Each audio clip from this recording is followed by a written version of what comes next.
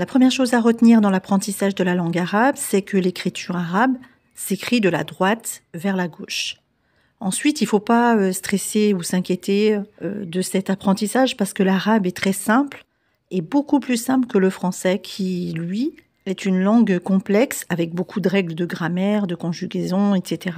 Alors d'autant plus que lorsque l'on est novice, on n'a pas pris de mauvaises habitudes et du coup c'est plus simple d'apprendre plutôt que d'enlever les mauvaises habitudes. C'est tout comme le permis de conduire en fait. Bien que la prononciation de la langue arabe puisse représenter un obstacle, votre régularité associée à des méthodes que je vais vous fournir vont vous aider à surmonter cette barrière, Inch'Allah. Donc prenez le temps qu'il vous faudra. D'autres vont prendre plus de temps que d'autres, mais ce n'est pas grave.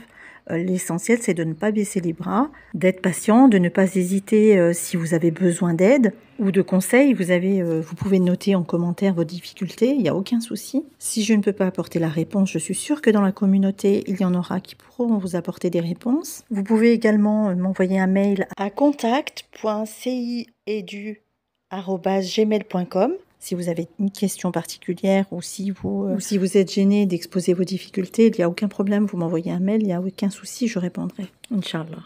En tout cas, retenez bien que le temps et l'effort payent et l'idéal est que chacun d'entre nous puisse se soutenir et soutenir ceux qui en ont besoin en partageant vos astuces, vos conseils et Inch'Allah, nous serons tous en mesure de parler cette langue fascinante. Voilà. Donc, on va débuter l'apprentissage de la langue par l'apprentissage des lettres de l'alphabet et les voyelles, notamment la damma, la kasra, la fatha. Et puis après, c'est tout simple, il suffit d'assembler les lettres et les voyelles. Voilà. Grossièrement, hein, bien sûr.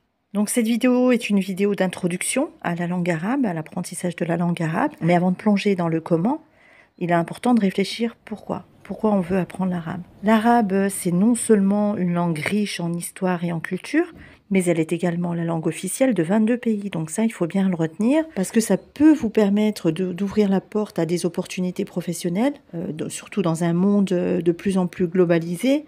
La connaissance de l'arabe va certainement être un atout sur votre CV, et puis vous ouvrir des opportunités à l'étranger. Donc ça va vous permettre également d'avoir un accès à la culture, parce que bien sûr, comme on le sait, l'arabe est la langue de la littérature, de la poésie et de la philosophie du monde arabe. On peut le voir bien sûr dans le Coran tout simplement. Et puis aussi, si vous voyagez, si vous voulez visiter des pays arabophones, ça va devenir beaucoup plus enrichissant lorsque vous pourrez communiquer dans la langue officielle locale. Voilà. Donc tout ça, c'est des éléments qui vont vous permettre de vous motiver et surtout de ne pas baisser les bras. Petit à petit, on va y arriver. Donc dans cette vidéo-là, c'est la vidéo d'introduction et on va passer tout de suite dans la prochaine vidéo aux premières lettres de l'alphabet et les voyelles courtes.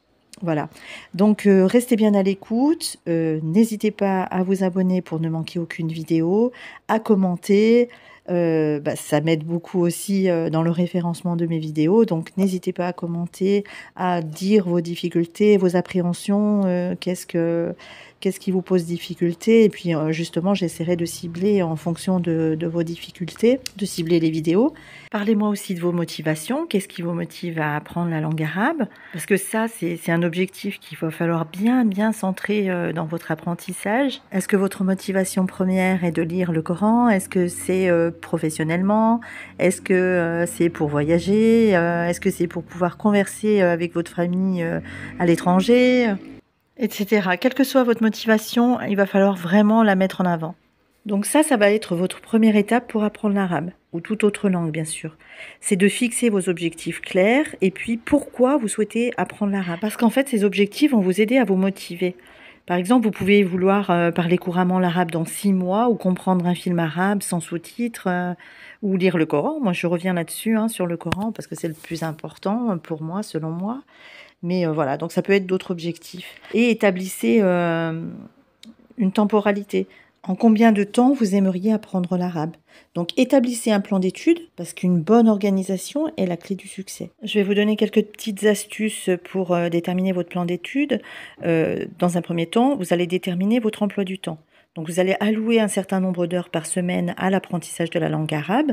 Pour cela, vous allez utiliser un calendrier qui va vous permettre de suivre vos progrès et à adapter votre plan si nécessaire.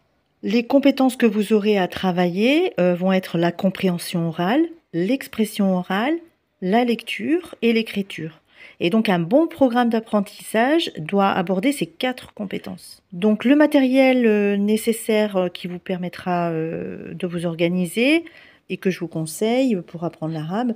Alors je vous conseillerais un cahier de brouillon, un cahier d'écriture, un cahier de conjugaison, un cahier de grammaire, un répertoire qui vous permettra de noter le vocabulaire que vous aurez appris tout au long de l'apprentissage et que vous pourrez garder avec vous lors de vos voyages, etc.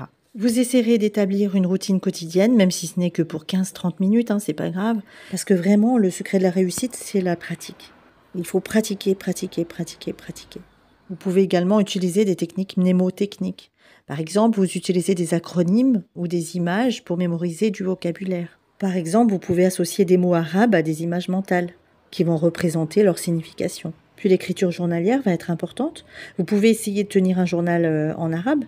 Ça, c'est une excellente manière de pratiquer l'écriture et de renforcer votre vocabulaire.